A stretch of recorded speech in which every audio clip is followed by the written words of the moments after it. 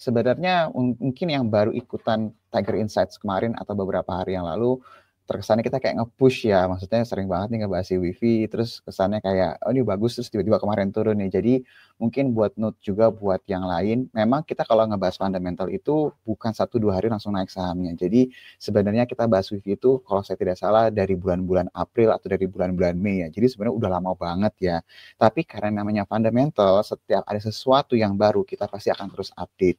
Dan saya ingat banget intensitas kita itu semakin tinggi ketika si WiFi ini melakukan right issue. Kalau saya nggak salah itu kita semakin rajin membahas itu di bulan Juni sama Juli ya. Karena kita memastikan bahwa buat my friends yang mengikuti idenya kami, bisa lebih tenang lah tidurnya gitu. Jadi tahu apa yang dibeli. Nah, waktu di bulan Juli ke Agustus, saya ingat banget di Agustus awal atau pertengahan, kita memang sudah bahas bahwa kalau dilihat dari sisi lelang ini, kita sempat dari analisis kita itu rilis report research di akhir Juli. Di sini terlihat bahwa beberapa telco player seperti Telkom, XL sama Indosat itu memang punya fokusnya masing-masing. Jadi dari research report ini pada saat itu kita bahas ini most likely WiFi yang akan menjadi pemenangnya pada saat itu kita bilang. Kenapa? Karena kalau telco playernya ini memang lagi fokus sama apa yang lagi mereka kejar, ya pasti yang benar-benar fokus ngejar itu harusnya lebih besar lah chance-nya.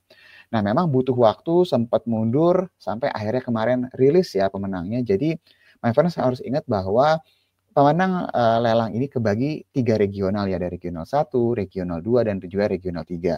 WiFi itu menang di regional 1, di mana coverage-nya itu, ini kalau misalnya friends lihat, regional 1 tuh daerahnya kayak Provinsi Banten, Jakarta, Jawa lah ya kalau boleh dibilang ya. Jadi yang regional 2 dan 3-nya yang menang, itu sebenarnya jelek atau tidak sih? Sebenarnya kalau dari awal, kalau my friends ngikutin tesisnya si WiFi ini sendiri, dia kan satu-satunya emiten yang memang punya kerjasama dengan KAI, yang punya jalur rel kereta api sepanjang Jawa ya. Jadi memang fokusnya di Jawa terlebih dahulu gitu. Jadi sebenarnya dengan berita ini rilis, ini inline sebenarnya dengan apa yang sudah kita bahas dari sebelum-sebelumnya. Jadi bukan di bawah ekspektasi, enggak.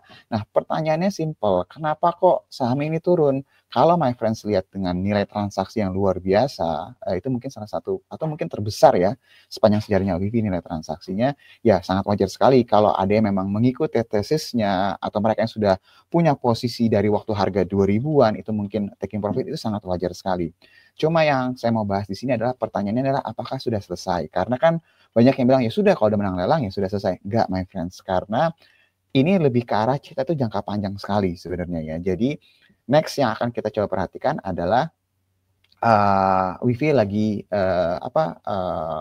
audit laporan keuangannya untuk ngejar global rating.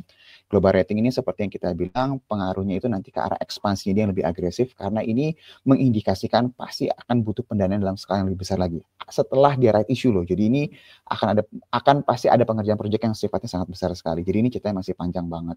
Terus juga kita juga tahu bahwa WiFi itu lagi mencoba untuk bisa mengakuisisi LinkNet ya, di mana ini akan berpengaruh kepada infrastruktur si WiFi ini sendiri.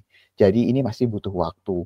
Dan yang kita akan dengar berikutnya itu adalah mengenai dari kinerja keuangannya WiFi yang terlihat nanti dari sisi penambahan subscribernya dia. Karena apa?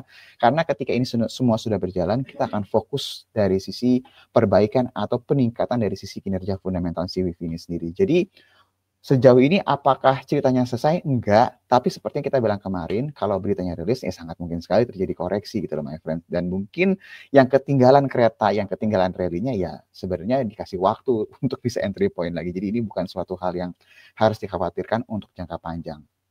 Short term volatilities itu wajar, apalagi ketika beritanya ini sudah ditunggu berbulan-bulan my friends. Jadi apa yang terjadi kemarin itu bukan suatu hal yang harus dikhawatirkan ya untuk dari sisi WiFi. Itu untuk WiFi.